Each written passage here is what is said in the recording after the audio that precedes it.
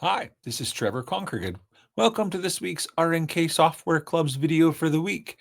And our topic for this week is about nap control, also known as the knockdown stitch. And essentially, that is a tool that you will find up here at the top of your workspace. And currently, it's dimly lit or kind of grayed out, which means I would need to do something before I can use it.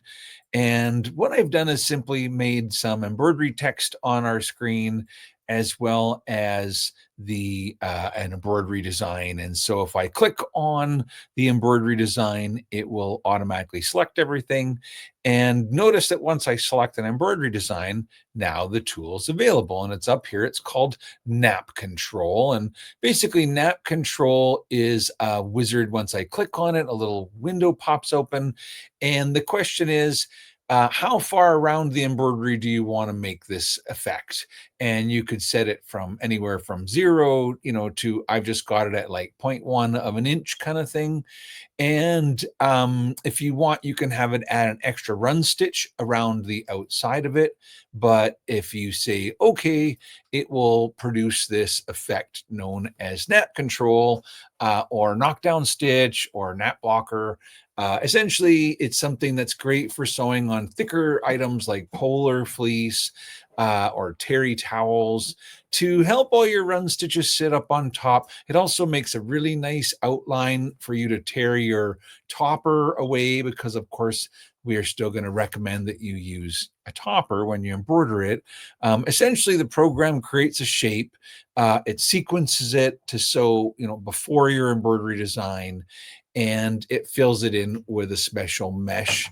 Of course, you can come in and select that shape and come to the properties box and change the, density of it, put more or less of the nap control, just change the number and click apply or change the stitch length. And so you can kind of take control of it. You can also use the shape tool and add points or move points if you didn't get kind of the perfect contour that you might have wanted.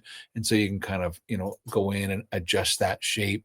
But essentially, nap control will also work with text or any shape that you select. So if I select a text element, notice that the tool is up available at the top. And once again, it asks you kind of for an allowed distance to go around the text.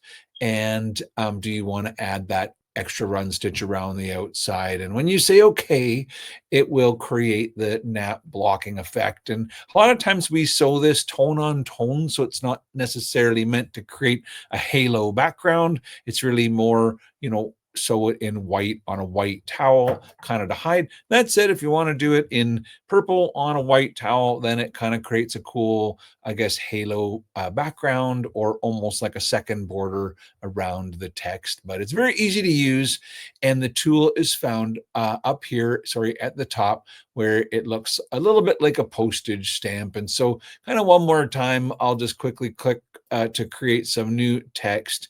And then notice here, all I have to do is select my text and then select the tool. And the question is how far around. And so instead of 0.1 of an inch, if I make that 0.2 of an inch, you'll see that it will have a little bit larger area of the nap control compared to before. Anyway, we hope you enjoyed this week's RNK Software Club's video for the week. Until next week, thanks for listening and bye for now.